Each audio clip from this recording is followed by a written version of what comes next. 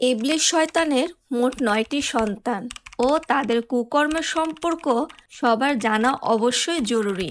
১. জালিতুন, বাজারগুলো নিয়ন্ত্রণ করে ও নিজের পতাকা গেড়ে থাকে। ২. ওয়াসিম, মানুষদের আকস্মিক বিপদে ফেলার কাজে নিয়োজিত থাকে।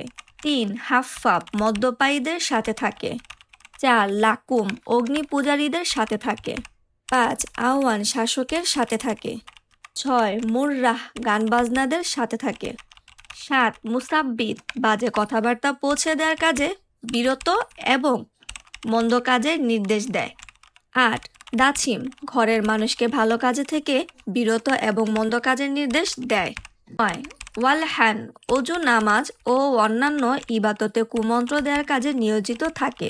রাসূল সাল্লাল্লাহু আলাইহি সাল্লাম বলেছেন, আল্লাহ এই ব্যক্তির চেহারার উজ্জ্বল করে দেন যে আমার কোনো হাদিস শুনেছেন অতঃপর তা কারো কাছে পৌঁছে দিয়েছে।